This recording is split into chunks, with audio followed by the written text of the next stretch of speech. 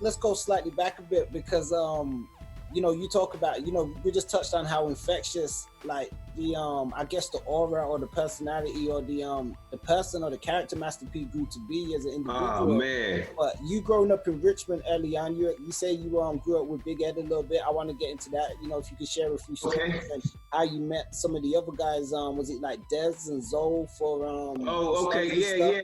And right. Not only that, I was gonna ask you as well. Did you come across P before in Richmond, or did you hear about him sort of before, or just not until that time you met him? Not.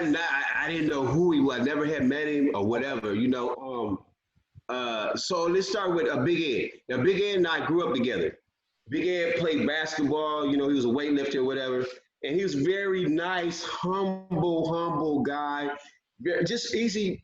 One of the guys that's in the neighborhood. You know, that you just hung out with.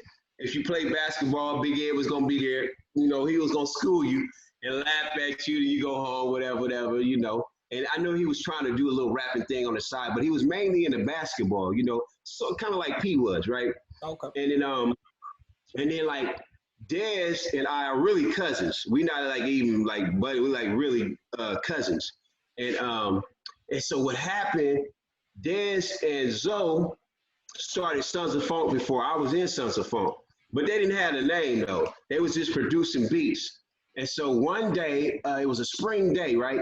And I was in Oakland by the lake. This is where everybody hung out. Like you could see Tupac over there, E40 over there. You could see everybody in Vogue over there. We all hung out at the lake, Lake Merritt in Oakland on Sundays, right? Everybody be over there. It's just a bunch of fun, you know. So then I seen Dez. He was like, "Cuz," he said, "Man, I'm producing now." I was like, "Whatever, boy. What you producing?" He was like, "Man, come over to my house right now. I'm gonna let you hear some of the music." So I was like, "All right, cool." So I go over to his house, and man, I swear, Fonz, he put the music on, and it was all the sounds you hear on the radio. I swore Teddy Riley was in that room with us, right? Because it was around that New Jack era time, right? Okay. And it was the drum sounds, it was the keyboard sounds, and I was like, "Cuz, you really did this?" He was like, "Yeah." So it's really a song out there we got. I'm gonna send it to you. It's called "If Your Body Say Yes." It's better than pushing inside you. Really, that's a huge statement to make, because pushing inside. Okay. It really is, man. It's a song out there that I wrote. It's better than pushing, right? So so I said, give me that beat, man. When I come back tomorrow, I'm gonna have a hit record for you. He was like, "For real, cuz?" I was like, "Yeah, man, that music is dope." So I went home and I wrote to it, right? And I came back the next day and I sang the hook for him in the lead verses. He was like, "Damn, that's what we need. Oh my God, cuz will you be with us?" I was like, "Okay." So at this time, Zoe was there, right? Zoe was just 15 at the time, right? He was a little dude, but he was a virtuoso on the keyboards, right? He could play. He was a PK, right? So grew up in the church playing. And so he was extremely good. And then that's how Sons of Funk started. Okay. And we started producing a lot of records for ourselves and started getting out performing. And I noticed that we had it, man. I noticed a lot of people started really tripping on us. Like, "Hey, man, y'all really sound really, really good." It's so good. It was this dude, he and I we didn't like each other. He was my nemesis, right? He had got that song, "If Your Body Say Yes." And he said, "Rico, man, I know me and you we don't see eye to eye, but he said, I love the hell out your song, man. That dang song is the bomb." He's like, "Man, like, I can't stop playing it." I was like, "I know you must really like it, because I know me and you, we at odds all the time, you know, it was over some girl type stuff, but that's here nor there. But we cool now, we young." So yeah, man. So then we started bubbling. We started doing selling records out of the trunk like everybody else. We were selling hundreds and hundreds of tapes. And just by that chance, man, I met P. And man, when I tell you, Fonz, meeting P totally changed my life, man. Like, so by the time we put out, I got the hookup. We had all bought houses in Beverly Hills. We had all got brand new Mercedes. We had buku money in the bank, man, and we had just, life was just, every day was a Saturday, you know? And like, let me tell you, like, so like when I finally moved to LA, right, and I got my house and everything, it was a 7-Eleven on the corner where I lived in the valley, right? And and rest in peace, man. I just saw that he passed away. I used to see Eddie Van Halen all the time there, and yeah, he was really nice, man. A couple, he lived up the hill from us, right?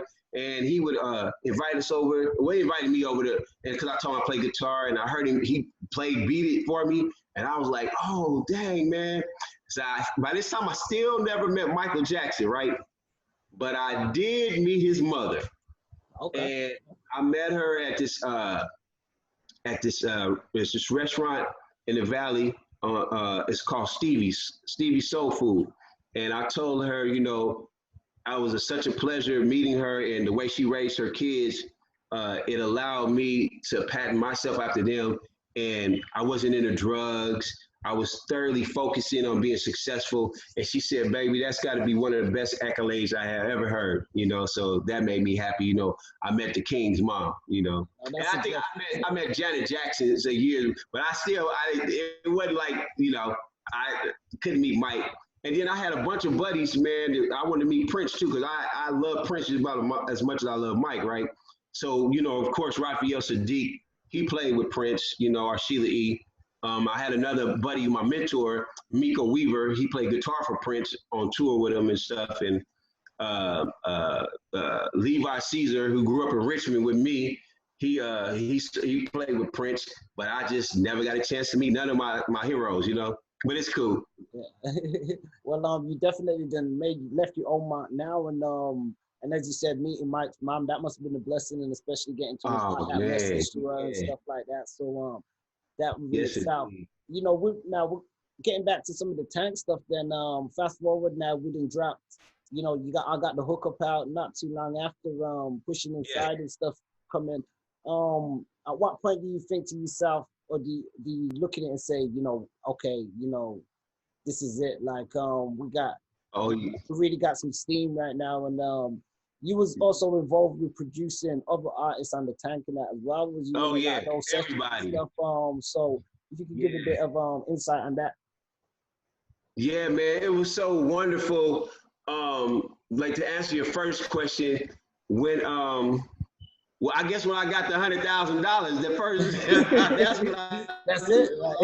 I was like, man, looking at this and knowing him, I don't have to worry about nothing no more, right? And then it just got better and better and better. Like Boz, you know Boz, Anthony Boswell, right?